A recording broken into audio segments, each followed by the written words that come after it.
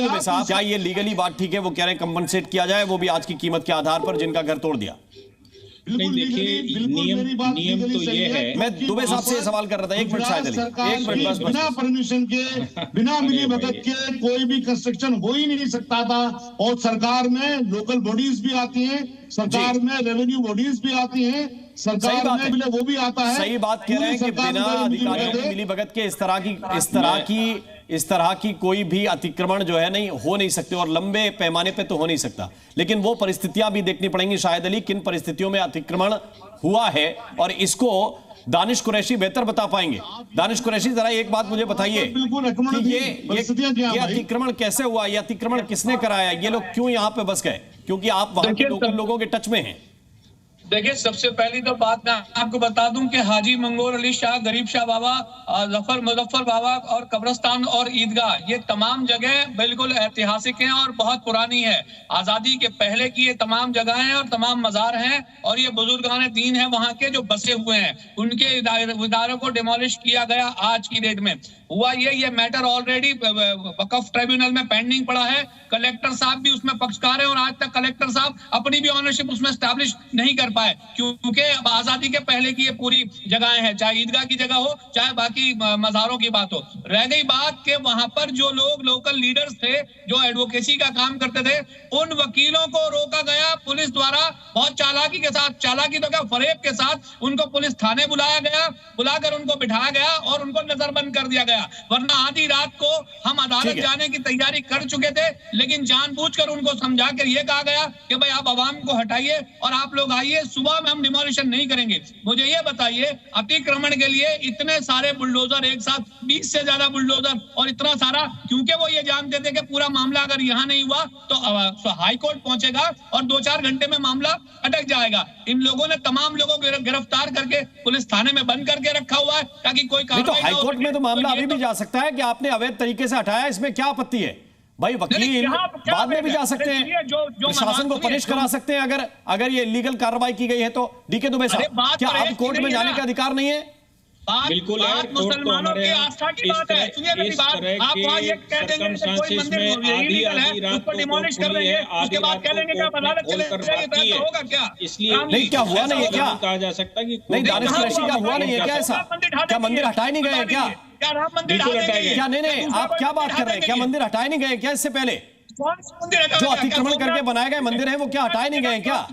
आप ऐसी बात क्यों करते हैं कि मैंने केवल मस्जिद हटा दी या मजार हटा दी? आप ही रिपोर्ट लेके आते थे कि बनारस में कितने मंदिर टूट गए हैं। आप ही रिपोर्ट लेके आते थे इसी चैनल पे, ये बताते थे कि नरेंद्र मोदी की सरकार ने जब वहां का कॉरिडोर बनाया तो कितने मंदिर हटाए।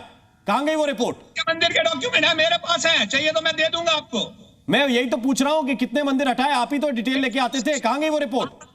वहां डिमोलिशन होगा क्या? नहीं होगा। मैं यही तो आपको बता रहा हूं कि डिमोलिशन हुआ, आपने ही रिपोर्ट बताई इसी चैनल पे बैठ के।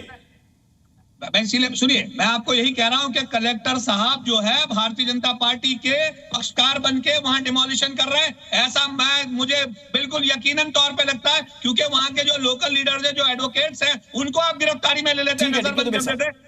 मतलब ये इलीगल है तो क्या सबके हाथ इसके बाद बन गए? क्या इलीगल है? देखिए, फर्क होता है। अनऑथराइज्ड हम उसको कहते हैं कि जमीन आपकी ओनरशिप बनती है लेकिन आपको बनाने का अधिकार नहीं था, आपने बना लिया। लेकिन इलीगल हम उसको कहते हैं जिसमें इंक्रोचमेंट है। याद रखिएगा, अनऑथराइज्ड के मामले में ऑनरेबल सुप्रीम कोर्ट कह चुका है कि अभी अनऑथराइज्ड के मामले में आप डेमोलिशन नहीं कर सकते, लेकिन इलीगल के मामले में, इंक्रोचमेंट के मामले में सुप्रीम कोर्ट ने खुद कहा है कि इंक्रोचमेंट को तोड़ने का अधिकार सरकार को है और ये सरकार का कर्तव्य बनता है। और जहां तक बात आती है संवेदनशीलता की, इस तरह की जमीनों में जिस प्रकार से प्रॉपर्टी बनाई जाती है तो संवेदनशील क्षेत्र अपने आप हो जाते हैं, जिससे आतंक को भी बढ़ावा मिलता है, इसमें कोई शक नहीं है, जिससे उत्पाद को बढ़ावा मिलता है, इसमें कोई शक नहीं। इसलिए ये कह देना कि साहब ये तो हमारी बनी हुई थी इसलिए है, नहीं, सरकारी जमीन सरकारी होती है। सरकारी जमीन 140 करोड़ की होती, किसी वक्फ बोर्ड की नहीं होती, किसी वक्फ ट्रिब्यूनल की नहीं होती, किसी इंसान की नहीं होती, किसी मस्जिद की नहीं होती, किसी मौलाना की नहीं होती, किसी मुसलमान की नहीं होती। वो जमीन 140 करोड़ लोगों की होती है। इसलिए इस प्रकार की जमीन पर अगर आप ये कहते हैं कि ये हमारी 4 लोगों के कब्जे में थी, तो आपका कब्जा डेमोलिशन करना ही सरकार का कर्तव्य बनता है। और सरकार ने अगर डेमोलिशन किया है, लेट किया है, क्यों किया है? जहां तक बात ये आती है कि साहब वहां लोकल अथॉरिटीज के अधिकारी मिले हुए होंगे, आप बिल्कुल कंप्लेंट कर सकते हैं उन लोकल अथॉरिटीज के अधिकारियों एक एक करके सब बात कीजिए प्लीज, ताकि दोनों की बात आ सके। डीके दुबे साहब, ये इतना समय के बाद क्या डेमोलिशन इसलिए आप कर रहे हैं कि आपको एक आवाम की तुष्टीकरण करनी है, दूसरे की नहीं करनी है?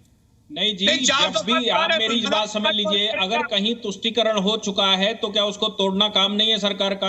अगर कोई अधिकारी मिलकर या कर्मचारी या लोकल बॉडी का व्यक्ति कोई मिलकर अगर कुछ गलत करवा देता है, उसमें वसूली कर लेता है, तो भी सरकार का काम नहीं है कि उसको तोड़ना?